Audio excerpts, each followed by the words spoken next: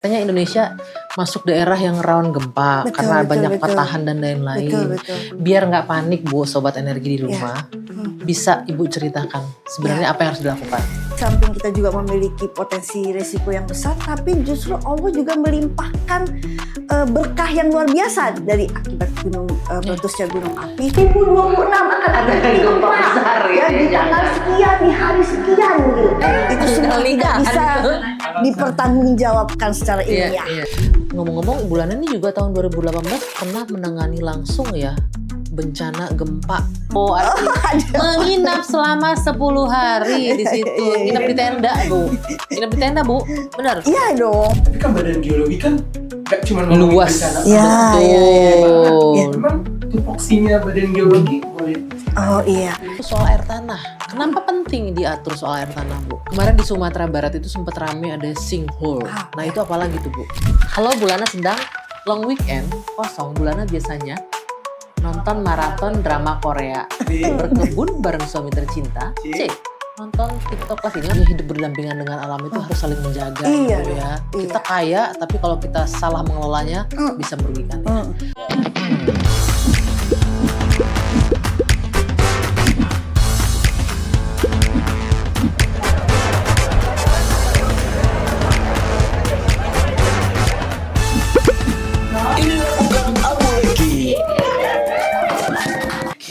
Bulana makan tempe dulu Ibu. Ini katanya suka tempe Ibu. Oh doyan ya. Doyan ya tempe goreng ya. Tahu kan Bu? Itu baru satu rahasia Ibu Lana yang kita bongkar. Waduh. Kita sambut dulu ya Bu Lana sudah hadir di podcast Bukan Abu Leki. Podcast No Tipu. Kemudian selain sebagai staf ahli menteri, beliau juga PLT Kepala Badan Geologi. Tapi juga ngurusin Seruni. Terus apalagi ex officio Dekranas. Apalagi ada lagi Mbak? Ada lagi? Ayo, semuanya aja Bu di borang Bu. IO di rumah. Wah, dari mana lagi? Pengelola Lana Enterprise. Itu entertainment juga semuanya Bu. Ya ampun. Jadi ini Sobat Energi, Ibu yang kalian lihat ini adalah orang yang sangat penting dalam penemuan mineral kita, penemuan minyak dan gas kita, pokoknya semua potensi kekayaan alam yang ada di Indonesia karena kuncinya ada di Badan Geologi. Amin. Ya, itu kata Pak Menteri. Ketika itu saya ingat tuh Pak Menteri, jangan Badan Geologi ini adalah jantungnya SDM, begitu ya Bu ya. Karena semua eksplorasi, rencana eksplorasi dan lain-lain potensi sumber daya alam itu ada di sini PR. Hulunya. Sebelum kita masuk ke sana, kita cerita dulu Bu. Tadi rapat di BNPB apa? Ini katanya Indonesia masuk daerah yang rawan gempa karena banyak patahan dan lain-lain. Biar nggak panik Bu, Sobat Energi di rumah, bisa Ibu ceritakan sebenarnya apa yang harus dilakukan? Jadi ibaratnya ya Indonesia ini adalah titik pertemuan dapur bumi begitu. Karena kita itu Indonesia berada di 3 lempeng besar di dunia. Yaitu Indo-Australia, Eurasia, dan juga Pasifik begitu. Nah, kemudian 3 lempeng ini selalu bergerak begitu ya. Walaupun bergeraknya itu secara perlahan-lahan. Tapi karena pergerakan inilah gitu ya, maka menyebabkan energi di dalam perut bumi ini berubah-ubah. Ya. Nah, energi ini bisa menyebabkan akhirnya menjadi gempa bumi, menjadi jalur letusan gunung api. Begitu juga bisa menjadi pemicu longsor apabila hujan yang besar. Gitu. Namun kita memang tidak perlu kemudian dengan kondisi geologi yang demikian kita terus menjadi panik ya. Tetapi justru kita perlu membangun. Bentar Bu, iseng banget sih ya main-mainin lampu gak apa-apa. Oke, gak apa-apa. Ini bukan indikasi gempa ya? Indikasi konslet enggak sih? Nah, enggak ya? Oke, aman. Ada potensi-potensi risiko yang harus kita sikapi. Jadi jangan khawatir intinya Bu ya. Artinya kita justru dengan kondisi yang demikian kita membangun bagaimana kesiapsiagaan masyarakat gitu, untuk mengetahui potensi-potensi risiko yang ada di sekitar. Oke, intinya masyarakat itu sebenarnya bisa hidup berdampingan dengan kondisi alam sebenarnya ya. Asalkan tahu potensi risiko yang risikonya. ada dan kemudian kita bagaimana tahu mengurangi risiko itu. Dan begitu. mitigasinya, Ya, asalkan paham itu. Dan di samping itu, Bu Anggi, di samping kita juga memiliki potensi risiko yang besar, tapi justru Allah juga melimpahkan berkah yang luar biasa dari akibat meletusnya gunung api. Kita kaya akan mineral. Ya, dibandingkan dengan negara lain di dunia. Dan kita mempunyai potensi panas bumi yang luar biasa. Luar biasa. Karena tadi itu di paling dapur besar bumi di itu dunia, tadi ya. paling besar di dunia karena kita mempunyai gunung api yang berada di 3 lempeng itu. Lahannya juga subur kan ya, pasti ya dengan betul, lahannya subur. Oke, jadi masyarakat jangan khawatir. Nah, Bu, daerah mana aja nih kalau kita bicara Indonesia yang memang tadi kan ada gempa, potensi gempa, kemudian ada potensi longsor, gunung api dan lain-lain. Kalau bicara tanah. yang pertama dulu gerakan tanah, kita bicara gempa nih wilayah mana aja kalau kita bicara nih yang masyarakat harus aware. Indonesia bagian barat kah? Indonesia bagian tengah, Indonesia bagian timur, atau seluruh wilayah Indonesia kita punya banyak gunung api? Ya, memang kita ini berada pada zona-zona pertemuan daripada lempeng tersebut ya, sehingga masing-masing wilayah mempunyai potensi yang berbeda-beda. Oke, nggak bisa disamaratakan semua ya? Nggak bisa disamaratakan, karena kita berada di zona lempeng tersebut yang mungkin sering teman-teman kenal dengan megatrust gitu ya. Bisa saja karena dampak dari zona tadi itu menyebabkan gempa bumi gitu ya. Tapi sekarang yang perlu dirubah mindset kita dan pada masyarakat gitu ya, bukan kemudian ada yang namanya komunikasi risiko dan ada juga komunikasi krisis gitu ya. Terkait tadi dengan potensi gitu, kita nggak perlu takut. Ada komunikasi risiko, ada potensi artinya kita bisa membangun kesiapsiagaan, melihat potensi sekitar, bagaimana kita berevakuasi. Nah, jangan komunikasi krisis gitu, bukan komunikasi krisis, karena yang namanya bencana gempa bumi kita nggak bisa tahu kapan terjadi dan berapa besarnya terjadi gitu. Jadi kalau teman-teman pernah mendengar ada dukun atau paranormal yang mengatakan 2026 akan ada gempa besar ya di tanggal sekian di hari sekian gitu. Yang tanggalnya 11/11/2011 gitu ya. Itu semua tidak bisa dipertanggungjawabkan secara ilmiah gitu. Karena gempa itu juga kita nggak bisa nebak kapan ya. Jadi hanya bisa mengukur apa gimana memprediksi teknologi juga untuk memprediksi gempa semua seluruh dunia kita tidak ada teknologinya. Itu yang kita bisa ada bagaimana kita mengurangi risiko itu. Contoh nih, kalau di wilayahnya udah tahu rawan gempa, apa yang harus dilakukan oleh masyarakat? Misal dalam kondisi kalau kita bicara bangunan, misalnya rumah atau memilih tempat untuk tinggal gitu, apa yang harus dilakukan?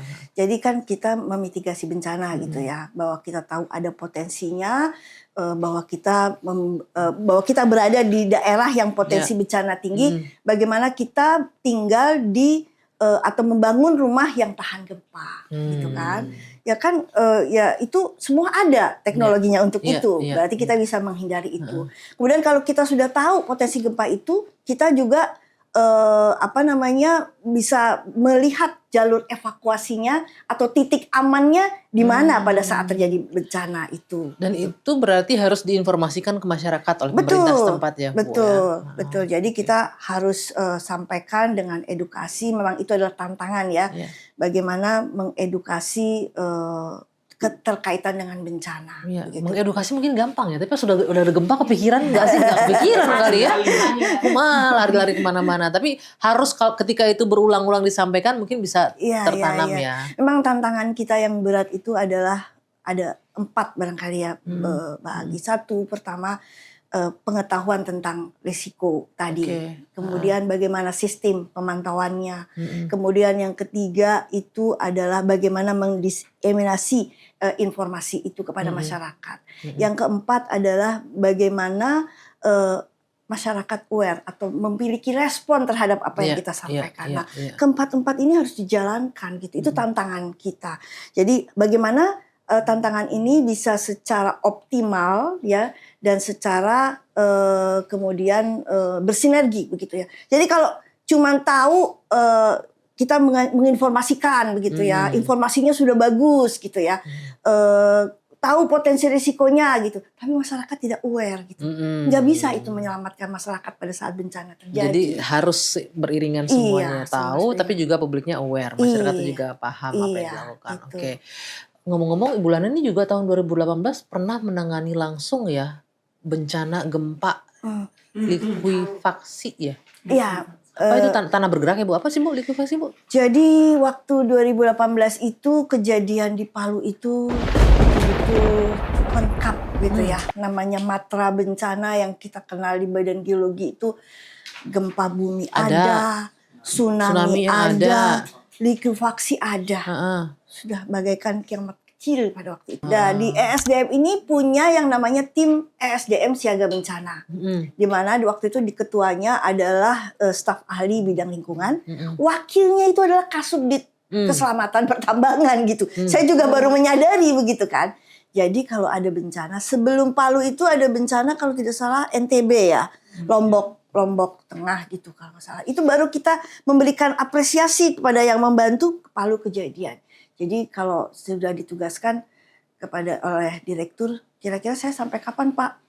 Sampai saya suruh pulang. Sampai selesai suruh pulang. Jadi berapa hari Bu sempat di situ? Ya, ada fotonya ya di situ ya. Oh, ada. Menginap selama 10 hari di situ. Nginap di tenda Bu. Nginap di tenda Bu, benar? Iya dong, nggak ada hotel yang nggak ada lah nggak ya. ada orang yang berani tidur di hotel. Di tenda pun kan pergerakannya juga kayak di ayun-ayun gitu ya. Jadi, itu masih ada susulan gempa ya. Iya terus, iya. Oke. Dan ini sebenarnya untuk kebencanaan ini Badan Geologi itu punya peran penting ya Bu ya untuk mengetahui, bukan mengetahui sih, untuk bisa mengumpulkan informasi terkait itu ya. Itu yang sudah dilakukan saat ini, mempublikasikan, memberikan informasi ke publik, apa hal-hal yang perlu dimitigasi dan lain-lainnya. Apa? Tapi Uni, Bulana, kan tadi kita bahasnya bencana alam nih. Tapi kan Badan Geologi kan nggak cuma ngomongin luas. bencana Betul. alam. Memang tupoksinya Badan Geologi boleh diceritakan? Oh iya. Jadi kita punya 6 kalau nggak salah ya. Pertama adalah potensi, kita mengetahui potensi tadi yang Uni bilang ya. Bukan mineral, batubara, panas bumi, minyak dan gas gitu ya. Kemudian kita juga melakukan pengelolaan terhadap air tanah ya di seluruh Indonesia. Kemudian kita juga mengelola ataupun menjadi fasilitator untuk dibangunnya geopark gitu. Geopark ya, juga di bawah Badan Geologi ya. Geopark. Kemudian kita juga punya Badan Survei dan Pemetaan Geologi Laut gitu. Jadi apa yang ada di bawah laut ya, potensi minyak dan gas dan juga mineral dan batu bara tidak kecil kemungkinan ada juga di laut begitu. Kemudian bagaimana batimetrinya begitu ya pada saat akan dibangun satu areal tapak yang berada dekat pesisir pantai, pasti kita juga diminta rekomendasinya seperti apa potensi tsunami dan segala macam. Banyak sekali ya tugas fungsi dari Badan Geologi. Nah tadi yang menarik juga itu Bu soal air tanah. Kenapa penting diatur soal air tanah Bu? Kita punya negara kepulauan ya, luas itu semua Badan Geologi juga mengetahui itu potensi ada air tanah. Ya, air tanah ini kan merupakan sumber daya yang juga yang terbarukan ya, maksudnya tidak bisa beranak gitu ya. Jadi artinya terbatas, yang Allah kasih itu adalah sedemikian. Sehingga masyarakat juga membutuhkan, baik itu untuk kebutuhan pokok juga kebutuhan industri. Kebutuhan industri ada juga untuk kebutuhan utama dan kebutuhan pendukung gitu ya. Nah, artinya dengan jumlah yang terbatas ya, bagaimana supaya ini berkesinambungan dan juga memperhatikan konservasi air tanah, maka perlu ada pengaturan begitu ya untuk pengelolaan air tanah. Maka di tahun 2025 itu keluar PP yang mengatur pengaturan untuk perizinan itu begitu ya, sehingga air tanah itu khususnya untuk kegiatan usaha harus berizin. Gitu. Contohnya apa tuh yang biasa untuk usaha? Pak, air minum kemasan gitu ya? Air minum kemasan juga, misalnya kegiatan tambang yang memerlukan air juga harus ada izinnya. Izin juga untuk penggunaan air tanahnya. Iya, karena kan pasti dalam jumlah yang besar. Gitu. Seperti itu. Tantangannya apa Bu untuk pengelolaan izin air tanah yang luas ini di Indonesia? Ini memang karena ini juga baru ya, mulai keluar di 2024 begitu ya, permennya itu Permen 14 kalau tidak salah. Jadi mungkin sebenarnya sosialisasi udah demikian banyak diinformasikan oleh Badan Geologi ya sebelum saya. Namun kalau kita lihat dari data di BKPM, jumlah perusahaan itu 15 juta yang berdasarkan punya usaha itu, tapi Yang berkaitan dengan urusan air tanah nih. bukan, artinya 15 juta itu katakanlah 50%-nya membutuhkan air pasti kan? Oh Nah, iya. Nah, dari 15 juta itu yang baru bermohon kepada kita, yang keluar perizinannya itu baru 60.000. Bisa dibayangkan berarti yang di luar itu belum memiliki izin. Artinya ilegal dong mereka melakukan Nah, itu. artinya ada yang memang belum tersampaikan. Oleh karenanya dibuatlah penataan yang memang dibatasi waktunya. Nah, saat ini kita sedang berkoordinasi dengan KL lain untuk bagaimana nih yang sisanya seperti itu. Dampaknya apa kalau nggak dikelola dengan baik? Tadi Bulana, air bisa habis ya nanti? Air bisa habis, kita bisa mengalami kekeringan, ya. Dan yang paling parah adalah dengan penggunaan air yang melebihi dari kuantitas yang seharusnya, itu bisa menyebabkan land subsidence, artinya penurunan muka tanah. Nah, penurunan muka tanah ini bisa terjadi ambles ya di mana-mana seperti itu, dan juga bisa terjadi intrusi air laut yang seperti banyak didengar di Monas sudah intrusi air laut ya karena penggunaan air kan hotel dan segala macam ya yang mungkin akhirnya harus kita kendalikan. Oh iya banyak ya penggunaannya, nggak cuma di rumah, di hotel juga ya, rumah tempat-tempat sakit, rumah semua sakit. pabrik gitu. Oke, tadi juga saya juga pernah dengar nih mumpung ada Bulana. Kemarin di Sumatera Barat itu sempat rame ada sinkhole. Nah itu apalagi tuh Bu? Nah, Ya, sinkhole ya. lubang besar itu katanya di tanah gitu. Sinkhole itu juga terjadi di negara lain juga terjadi ya. Nah, di Indonesia beberapa kali terjadi. Karena sinkhole itu sama tadi karena penurunan muka air tanah. Tapi sinkhole itu terjadi pada batuan yang mengandung karbonat gitu. Batuan yang mengandung karbonat seperti kapur dan segala macam. Dan di bawahnya itu karena disebabkan ada rongga-rongga. Biasanya itu terjadi pada batuan yang disebut kars gitu ya. Nah, batuan kars itu bisa kemudian larut karena bertemu dengan air sehingga apabila permukaannya itu sudah tidak bisa menampung atau daya dukungnya sudah berkurang, maka ambleslah dia. Artinya masyarakat itu nggak boleh ada di sekitar situ ya, rumahnya dan lain-lain. Dan itu harus diberitahu ya mana aja titik-titik yang berpotensi seperti itu. Artinya di dalam hal juga pemerintah yang membuat RT RW begitu ya, bahwa ini adalah bisa daerah pemukiman, harus dilihat betul gitu ya terhadap potensi-potensi bencana geologi yang ada gitu. Itulah di Badan Geologi tugasnya itu ya. Luar biasa ya. Jadi nggak bisa sembarangan ya. Bangun rumah ternyata harus dicek dulu lahannya dan lain-lain. Ibu Lana merespon. Apa ini tulisan selanjutnya di sini? Oh, kalau Bulana sedang tadi ngomong-ngomong. Nah, itu kan Bulana ini suka ngaji. Ya bukan suka ngaji. Aduh, kalau ngaji semuanya kali. Kalau semua ngaji semuanya kali. Dini hari. Ngajinya tuh tengah malam, bener nggak? Saking sibuknya kerja ini seharian. bocorannya luar biasa, ampun. Masih disempatkan. Ini harus dicontoh nih. Berto, kamu harus contoh.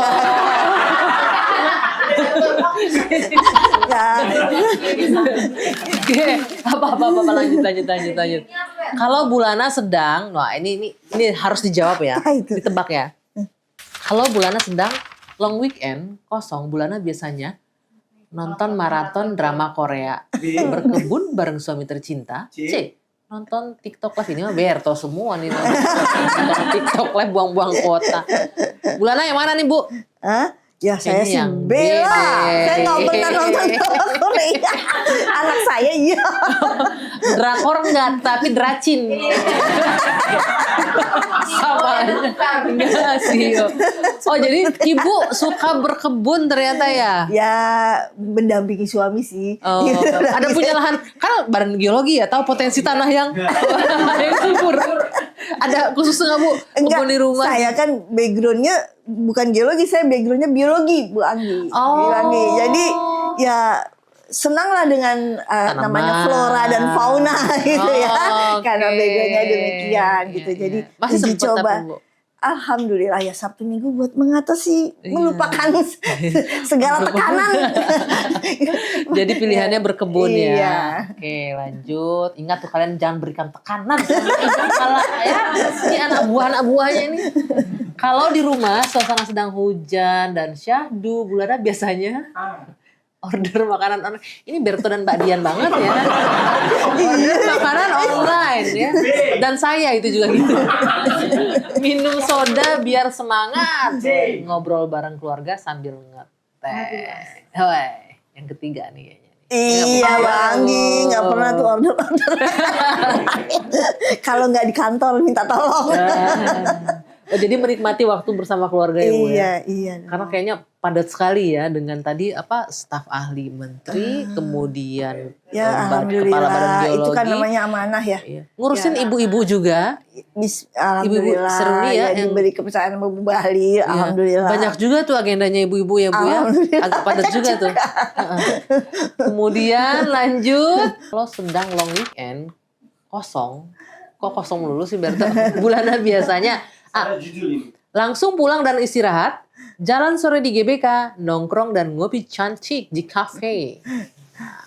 Kayaknya nih jalan sore di GBK nih kayaknya. Iya. Bener nggak Bu? Ya kan olahraga dikit-dikit. Olahraga gitu. Kenapa? Karena suaminya ibu hobi olahraga. Lari. Hobi lari atau melarikan diri dari ibu nih Bu? Dua-duanya. Lari. Lari dari kenyataan. Lari dari kenyataan. Nah ini nih. Langsung pulang kalau long weekend Bu. Kemarin long weekend ya udah kemarin itu ya. Kalau mau liburan keluarga, Bulana pasti akan A. sibuk bikin itinerary, B. beli banyak baju, outfit, cek liburan, santai aja nunggu tanggal pergi liburan tiba. Yang mana tuh Bu? Apa ya? Kali. Ya, itu yang tadi Lana Enterprise urusan traveling keluarga jadwal semuanya ya. Jadi kayaknya sekretaris pribadi itu nggak berfungsi kayaknya. Jangan-jangan yang diatur malah kamu jangan lupa ini ingetin saya ini gitu. Kebalik kebolak gitu ya. Bu, kan tadi Ibu bilang banyak badan usaha yang masih belum mengurus gitu ya. Dan banyak juga masyarakat yang belum paham juga kalau penggunaan air tanah itu butuh aturan dan izin. Boleh nggak Bu dikasih guidance mungkin ya? Kemana nih masyarakat kalau mau ini ada kita mau bikin usaha ini nih untuk air apa segala macam atau bangun apa? Itu urutannya kemana dulu Bu? Kalau perizinan air tanah ini? Jadi sebenarnya perizinan itu di dalam aturan sudah dibuat untuk air tanah ini sangat mudah dan sangat sederhana gitu ya. Jadi dimanapun pemohon izin untuk penggunaan air tanah bisa dilakukan di mana saja karena sudah lewat OSS, online single submission ya. Jadi BKPM gitu ya. Di mana OSS itu udah sinergi dengan inline yang ada di Kementerian SDM. Jadi lewat Nadin kita bisa memantau dan mengevaluasinya begitu. Jadi nggak perlu dan gratis ya, tidak ada biaya. Nah, begitu. Itu penting tuh. Bu, gimana caranya memastikan Badan Geologi bahwa ini simple kok ngurusnya, waktunya cepet kok, gimana terkait dengan service level agreement-nya, berapa hari nih ngurus-ngurus begini, berapa lama misalnya gitu. Ya, jadi kalau SLA itu biasanya memang sesuai dengan apa yang diinikan BKPM 14 hari ya, itu udah keluar ya. Nah, kita sebenarnya sudah taruh di semua di website Badan Geologi, Kementerian SDM begitu ya. Dan seluruh daerah sudah kita suarakan ya untuk bagaimana. Cuma memang masih ada juga daerah yang mungkin belum terlalu mendistribusikan gitu ya hal itu, jadi masih banyak yang belum bukan kooperatif ya, artinya belum memohon untuk itu. Dan kita juga sedang membuat RPRPres Mbak Anggi untuk kita delegasikan juga kepada daerah begitu untuk supaya daerah tahu sendiri lebih dekat dengan masyarakat penggunanya seperti itu ya. Nah, Bu, terakhir nih Bu, apa yang bisa disampaikan ke masyarakat nih terkait khususnya tadi bencana udah ya di awal ya, pemanfaatan air tanah juga bisa disampaikan ke masyarakat kalau memang kita punya potensi banyak tapi tetap harus berhemat nih. Bagaimana masyarakat agar bijak juga menggunakan air tanah? Ya, alam itu tempat kita belajar ya untuk mengetahui bahwa melalui alam itu harus ada keseimbangan gitu ya. Jadi apa yang diberikan sama Allah Tuhan Yang Maha Esa itu harusnya dipergunakan secara bijak, sesuai dengan kebutuhan gitu. Jangan berlebihan. Begitu kita menggunakan secara berlebihan yang sudah dikodratkan sama kita adalah secukupnya begitu, ya alam juga menjerit kan. Alam juga punya punya batasan kali ya. daya dukung Iya. begitu ya. Akhirnya terjadilah bencana. Namun tadi saya sampaikan bahwa apa yang menjadi potensi juga karena Indonesia juga memang berada pada 3 lempeng yang memiliki tingkat potensi resiko yang lebih besar daripada negara lain, itu juga bukan merupakan sesuatu yang harus hanya ditakuti saja gitu ya. Tapi kita lihat potensi-potensi tadi menjadi satu membangun kesiapsiagaan masyarakat begitu ya, sehingga ya kita tetap bisa menjalankan aktivitas kita sehari-hari dan kita bisa memanfaatkan berkah yang Allah berikan gitu ya. Alam dengan sumber itu dayanya, tanaman dimanapun bisa tumbuh gitu ya. Ya kita syukuri semua itu gitu ya. Ya tadi dengan melihat bahwa ada batasan-batasan yang bisa kita lakukan. Intinya hidup berdampingan dengan alam itu harus saling menjaga Iya, ya Bu ya. iya. Kita kaya, tapi kalau kita salah mengelolanya bisa merugikan ya. Oke, terima kasih PLT Kepala Badan Geologi Ibu Lana Syariah. Syariah benar Syariah. SLARIA bukan Syariah. Makasih Bu Lana sudah hadir di podcast Bukan Abu Leke. Podcast no tipu. Dan jangan lupa di like, komen, share, dan di subscribe YouTube Kementerian SDM Podcast Bukan Abu Leke. Bye.